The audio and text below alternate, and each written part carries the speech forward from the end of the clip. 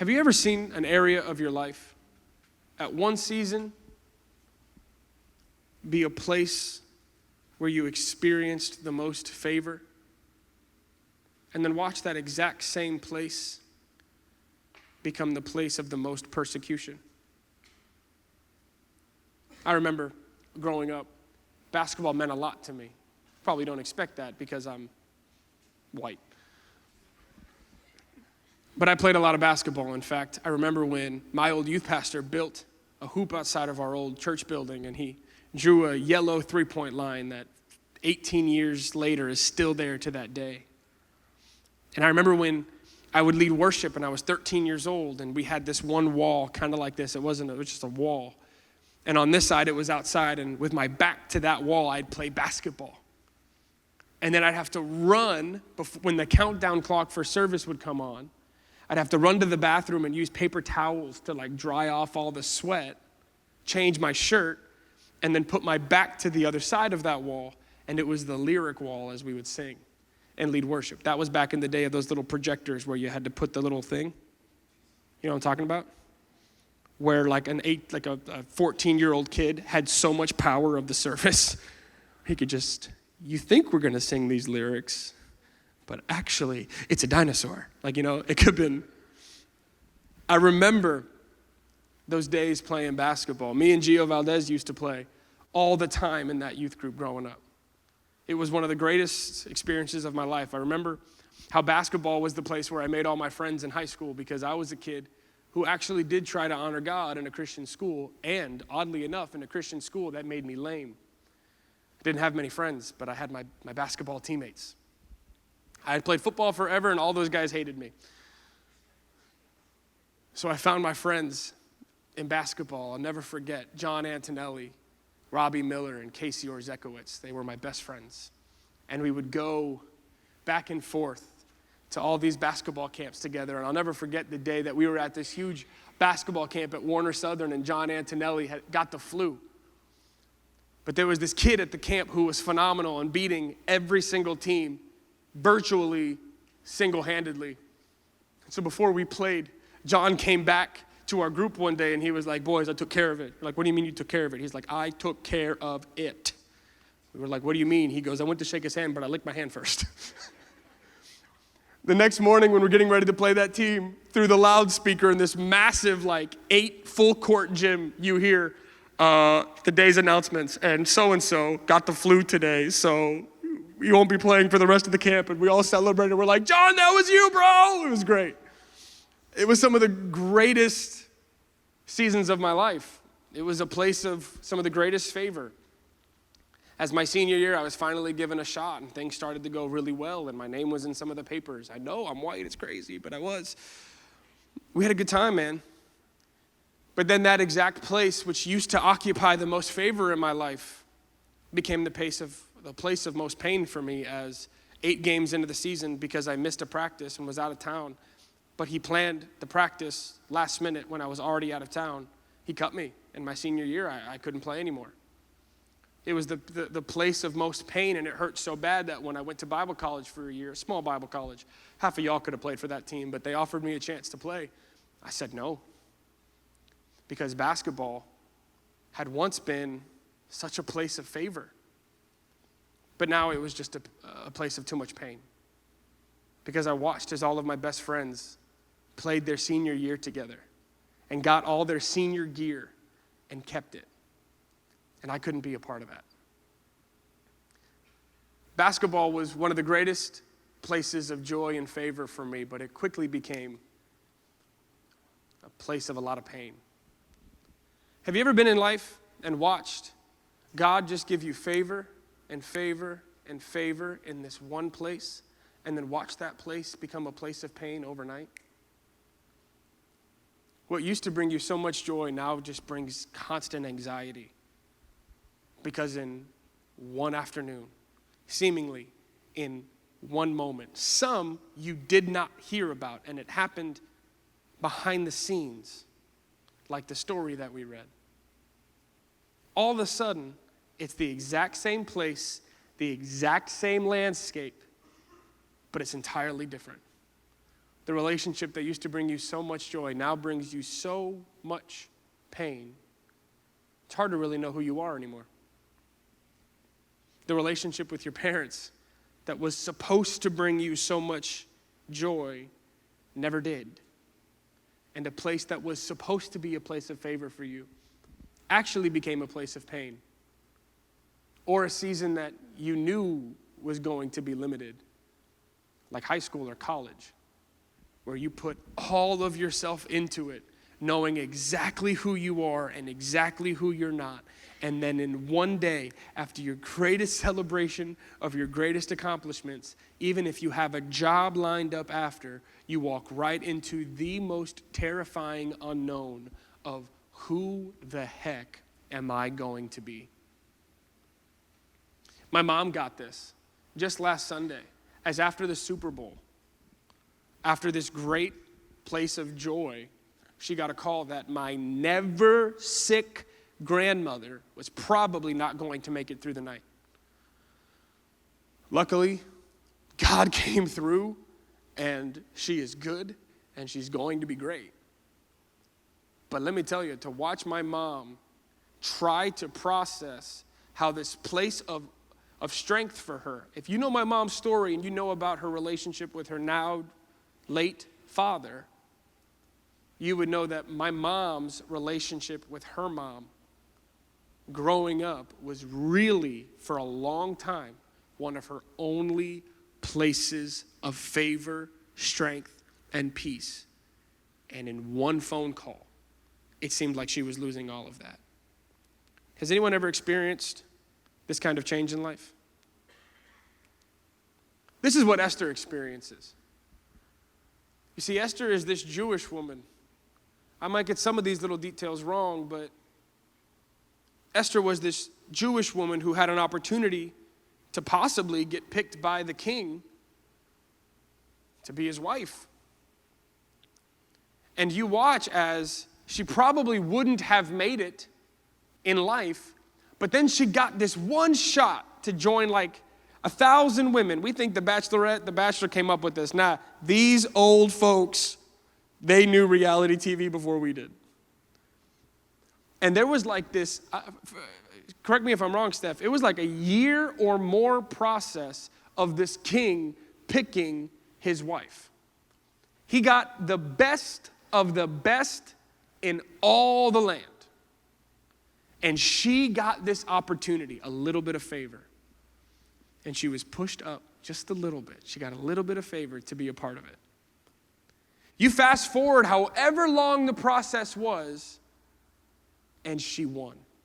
She got picked to be the queen. Out of thousands, over such a long period of time, she was picked. She had favor on her life. It was like there were all these seasons of wondering, am I going to make it? Am I going to make it? And all of a sudden, God's like, you're going to make it. And then she gets to that next level, and she's right back to where she was. Am I going to make it? Am I going to make it? Am I going to make it? And God comes through and says, you're going to make it. And now she's the queen. And if you were to go into her story and read a little bit about it, in chapter 1 and 2, all you read is about the favor on this woman. How God brought people into her life to tell her exactly what to do in order to be picked. She listened, and you just see favor and favor and favor and favor, and then chapter 3 comes. And all of a sudden, because of something small, because Haman got picked to basically be like second in command over the entire land, and when he walked out into the courts one day, everybody bowed except for Esther's uncle, Mordecai. Everyone bowed except for that guy. And because he was a Jew, Haman said, that's it. We're getting rid of all of them. We're getting rid of every Jew. They're all gone. From Mordecai all the way down. And I want you to think about what that means for Esther. Because Esther is soon to find out, not only is there a decree that her uncle's going to be killed and her people are going to be killed, But on that decree is the stamp from the signet ring of her husband. I want you to think about how quick it would be for someone like Esther to be like, Lord, why did you put me here? You know what's crazy about like getting married? They blame couples for individuals' decisions all the time. If we were just to try to modernize the story a little bit, there were people that were terrified that probably came to Esther and said, what are you doing? And she's like, I'm not doing anything. It's him. Well, that's your husband. Do something about it. As you're looking at an entire people group getting wiped off the face of the planet, including her only relative, the only one that we really hear of, her uncle. And it's her husband's decree. The man that she used to take so much joy in, he picked her. He picked her. And now it's his ring on the decree. I want you to think about, and I know we read through it quickly, some of the details of that decree. Send it to every single type of person, every ethnicity we got living here, and make sure you translate it into their language. Let there be zero confusion. We're coming after every Jew. Let every type of person living in this nation read it in their own tongue. This went from like a personal grudge and got 100 real quick. I can't speak. 100 real quick. It went from a place of significant favor to a place of significant pain like that. We've all had moments like this, where a place that used to bring so much favor quickly became a place of so much pain. In these moments, you're going to be tempted to do two things. You're going to be tempted by two different types of clickbait. This whole series about clickbait is understanding that sometimes you are tempted to click a link and download information that you really can't rely on. On that take-home sheet is the definition of clickbait and the definition of dubious. So you understand the whole point of it is somebody's attempt to get you to download information that you shouldn't rely on. And I believe it's in moments like these where you used to be so excited that you got recruited by this team and you heard a coach sit there and sing the song you needed to hear to get you to pick them over everybody else. And the day after you committed, the song changed to do what you can do, control what you can control, and the rest will take care of itself. And what that really means is we really needed a lot of depth. Shut your mouth, you're not playing a minute. The place that was filled with so much favor.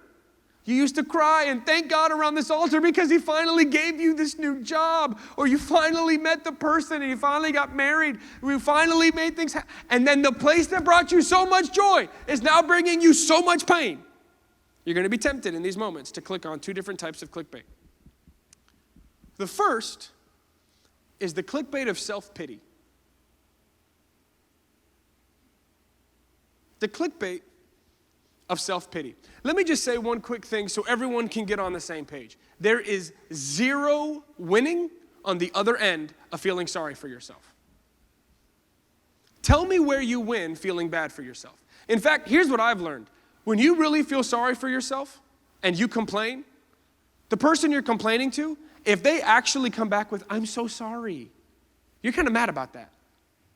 You're like, no, you can't be for me because I'm believing in this moment that there's nobody for me. So the minute you're like, the world is against me, and somebody goes, I feel so bad for you, that's terrible. You're like, compassion? You almost reject it. There's no victory on the other end of feeling sorry for yourself. I remember I sounded incredibly insensitive, and I don't mind. Because sometimes, in order to make sure that the wall you're about to paint is gonna go nice, you don't find a sensitive tissue. You find something that's going to rub off all the bad edges. And I looked at somebody who's in their 30s, and they're like, you don't understand, Chris. I never had a dad. I'm like, okay, what did you have though? What did you have? Because I had a great dad, still had a lot of problems. I'm sorry. I'm not trying to compare them.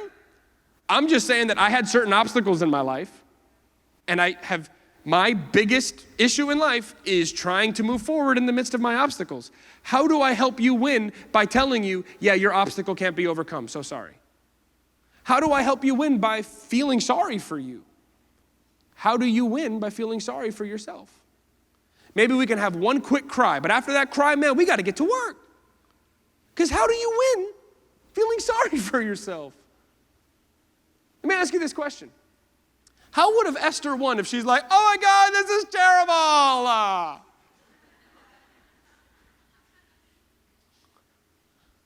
How is she going to win locking herself in the room? I can't believe he would do that. How does she win? Let's just be honest for a second. It was a matter of life and death. How in the world does she win feeling sorry for herself? Because can I tell you what my first thought was? I would be so mad at God if he gave me all of this favor just to shack me up with a murderer. I'm sorry. I'd be like, why would you? What in the world? I would start to get really mad. But let me ask you a question. How do you win that way? Just another example is, there's a lot of people that are struggling with heartbreak.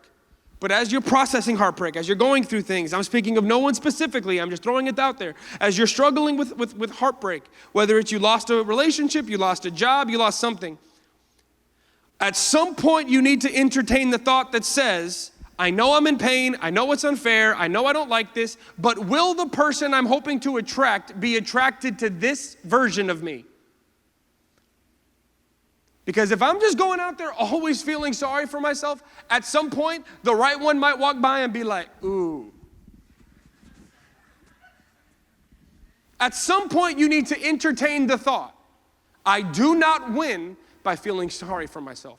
Go through the pain, walk into it, fully accept it. In fact, some people need to go home, look at themselves in the mirror and say, I'm broken, this is terrible, I hate this, and I accept it.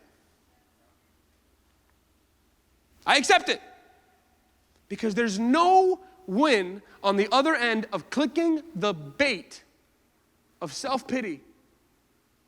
And we're about to read what she did, but there's another one.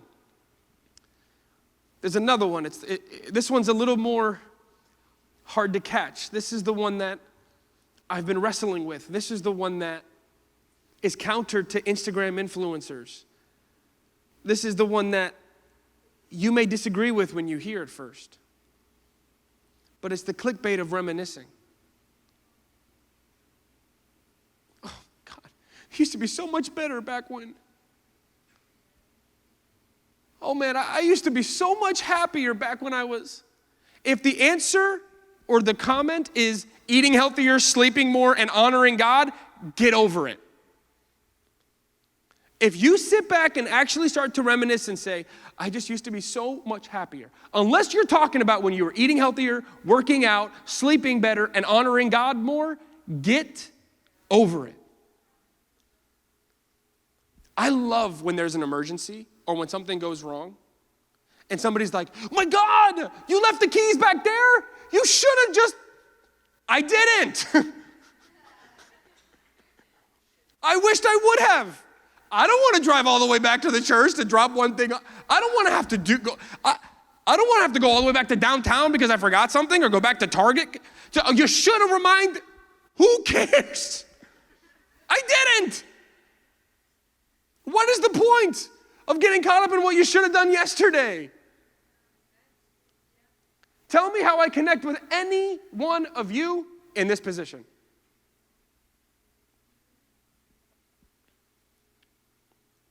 You see, I believe that she was probably tempted to sit back and get tempted again by one of these two clickbaits. Why me? Guys, why would God elevate her to this place only for her story to end that way? Because his signet ring probably meant her too. It's like God elevated her all the way to the place of co-murderer. But I said something last week, and we're going to dive into it more in a couple of weeks here, but there's a clickbait of maybe that we actually sometimes confuse as faith. Maybe God's just doing this so I could ABC. That's not faith. That's weighing your options and then subconsciously agreeing with the one that you see working out for you the best. There's no faith in that. Because if that was faith, Peter would have stayed in the boat, not got out of it. Maybe I need to take a step out of the boat, and then what's going to happen underneath it is going to be like, I don't know, like one of those Chris Angel things where there's like plastic and no one can see it, and I'm able to walk, and people are like, what's going on? Just maybe? No, faith is, I'm going to step into something uncertain and watch God rescue me even if I fall. Like, that's faith. So this clickbait of like, maybe God did that. No, there's no faith in that. Let me tell you what we actually learn is the antidote to the temptation to these two. And we learn it from Esther. You ready? In order to do this, you got to eradicate all maybe, and you got to develop a new catchphrase.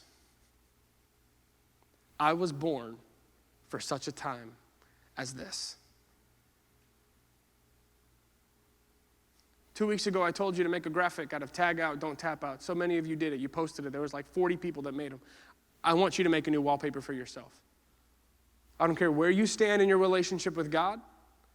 You can't lose by believing that you were born for such a time as this. I was made for this. God would not have let this come in my way if I was not born for such a time as this. You see, I would like to read to you what ends up happening.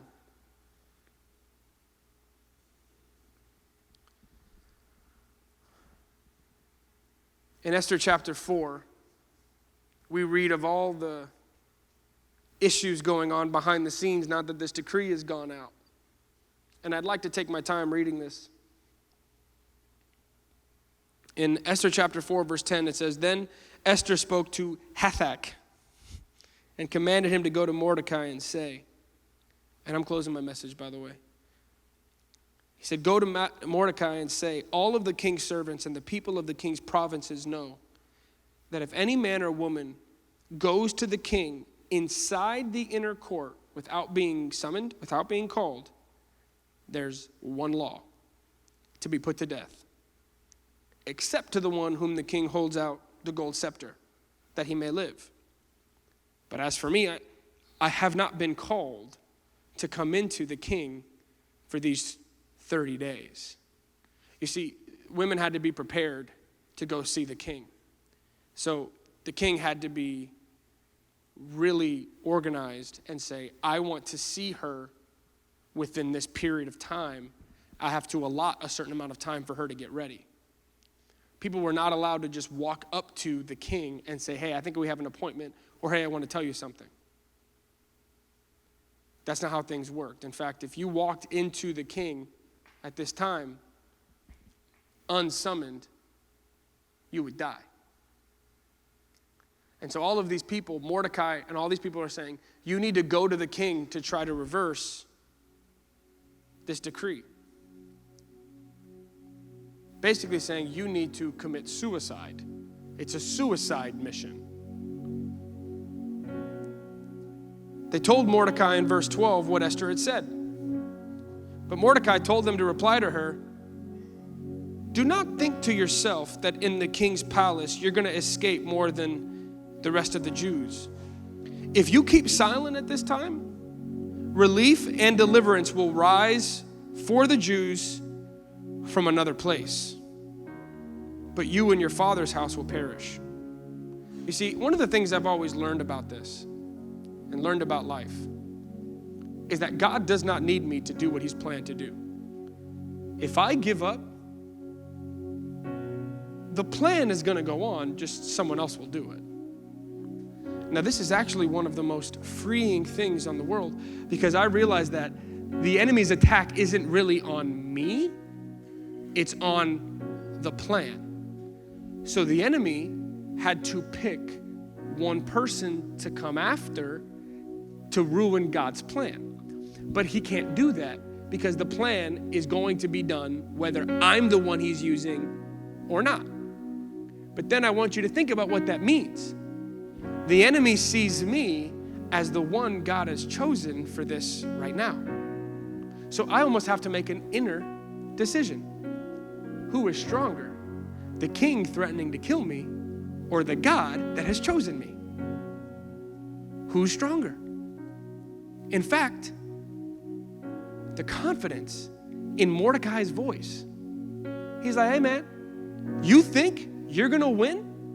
By feeling bad for yourself, by saying, oh, I can't go in there, he's gonna kill me. You think you're gonna win by giving into the clickbait of self-pity? Of reminiscing, oh my God, it used to be so much better back when he picked me, when they were bathing me in all that myrrh. Read the story, it's not me. Oh my God, he goes, no. Here's what's gonna happen. We're gonna die, but there are Jews elsewhere, and salvation to the Jews is going to come, but from somebody else. Meaning, the team will win, but you won't be the quarterback. He basically says, he couldn't kill you if he tried, because this isn't something as simple as modern day principle. This is Holy Spirit empowered Bible timeline.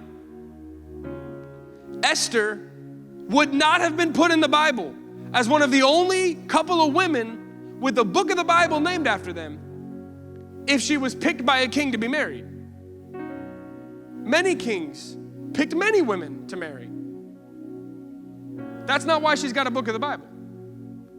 She's got a book of the Bible because when she had this opportunity to give into the clickbait, she didn't take it. And she listened to Mordecai, and look at what she does. Halfway through verse 14, I'll read that again. He says, for if you keep silent at this time, relief and deliverance will rise from the Jews from another place, but you're gonna die. And who knows whether you have not come to the kingdom for such a time as this. Consider this for a second. What if you started to see your problem through this lens? What if it was somebody else who does not know God the way you do going through the situation you were going through? What if somebody else was queen? What if the king had gone and picked some non-God-fearing woman, and when this decree to kill the Jews came, she wouldn't even care? In a reality where she was sitting back feeling sorry for herself, no, he's gonna kill me. She actually had to realize, wait a minute, I've been picked for this. I'm the only one that can save the Jews. I'm the only one that can. You know, outside of Jesus Christ, the only person that can redeem your story is you. The only person that can get out of bed at a decent hour and get to work is you. The only person that has to live with your spouse the rest of your life is you. The only person that has to reap the seeds of the harvest of the seeds you sowed was you and your kids, which are basically you. So I better change my tune from poor me to bro, I was born for this. If anybody else occupied this space of pain, it wouldn't just be a place of pain, it'd be a place of death. But like Paul says, sometimes things in me have to die so something brand new comes alive. So I'm going to turn this broken season into an altar. I'm gonna turn this broken place into an altar where if there's something in me God wants to let die, I'm gonna let him rip it off of me. Take it now, keep it here, light it up so I never come back to it. Let this place be an altar. And look at what she says. Esther told them to reply to Mordecai, go get all the Jews to be found. Hold a fast on my behalf. Do not eat, don't drink, night or day. Me and my women, we're doing the same thing. Then I'm gonna go to the king, though it's against the law. And if I perish, I perish. This may seem radical, but it's actually the only legitimate option we have. I'm going to do what God said to do, and if I die, I die. Because if I stay here, I'm already dead. I'm going to move forward, stop pitying myself, stop reminiscing. Man, things were so much better back when I get rid of that. You know those people who are still stuck in high school? I meet certain friends. I've been out of high school almost 9 years now, almost 10 years, actually 10 years now. 10 years. And when I meet up with people, they're like, do you talk to anybody from high school? No! What the heck? Just you, and I don't even want to do this anymore.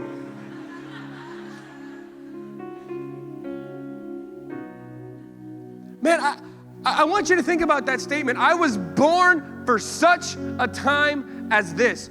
I was born for speaks of purpose. I was born for something. I was made for something. And such a time as this speaks of God's just perfect hand. That there's no way if I do my part, God will leave me high and dry. And this story is beautiful because she walks in and he puts out that golden scepter. And instead of just making her request known, she goes, I just wanted to tell you, I'm throwing a feast. And he's like, ooh, girl, let's go. Comes back, she does it again. I'm here to tell you, am I right? She comes back, we got another feast. Mordecai's like, yo, we don't got much time.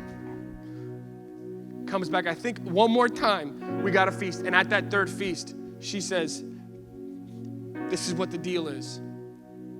And believe it or not, it's in this story where you find out the very instruments Haman made to kill the Jews, the king killed him on. The very instrument that she walked through her palace seeing him making certain instruments to kill her family, those were the very instruments that the king said, kill him on those. It's the very weapon the enemy has formed against you that will come right back his way. I'm telling you this. I don't care how much it hurts. Occupy your position. If you weren't given something you deserved, occupy that place with power. Say, apparently, God saw that I had enough no matter what. God sees that I am enough no matter what. I always looked at Tim Tebow and thought the NFL was too small a platform for him. Maybe the thing I'm dreaming of is too small a platform for me. You see, my dreams never promised to give me the desires of my heart. My God did. And no man ever created the ability to dream. God did that.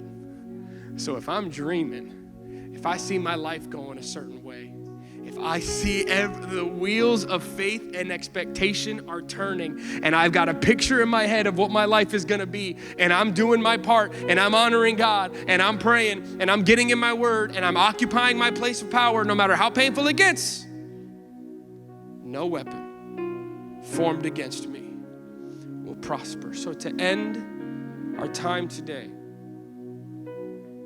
I want to remind you of what King Solomon said in Ecclesiastes. Say not, why were the former days better than these? For there's no wisdom in thinking that way. Why did it have to happen that way? You don't win by thinking that. When am I going to get closure? You don't win by thinking that. Man, it used to be so much better back when. You don't win by thinking that. In fact, if yesterday actually was better, it would be today. If yesterday had the ability to be the best, it would be your tomorrow. But it's not. It's yesterday. Were you blessed tonight?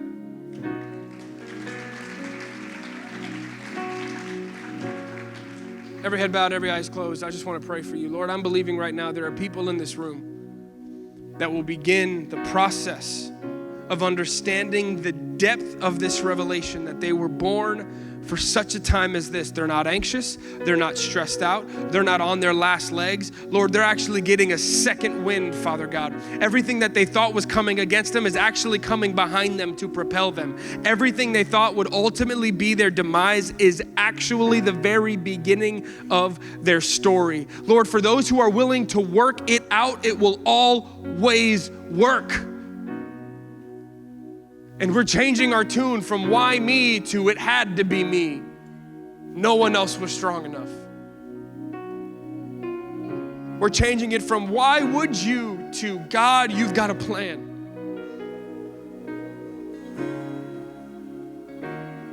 We're accepting our brokenness and walking in the truth that we are whole and complete, not lacking anything.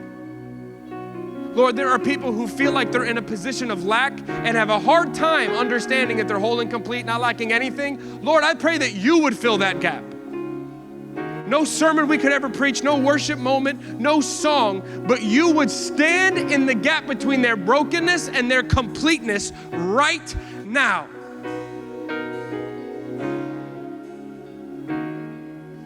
Lord, I pray that you would reveal yourself as a defender to every person in this room who's fighting their battles and has never lost one. Lord, your way is so much better. And if we could see that, if we could see how you've ended our story, we wouldn't worry one bit. But in the meantime, give us the grace that sustains us, that keeps us going, that allows us to stand before the King, even in all the threat of death, to boldly occupy our place of pain and turn it into an altar. And as we worship you in spirit and truth, Lord, you're making this word complete. In Jesus' name.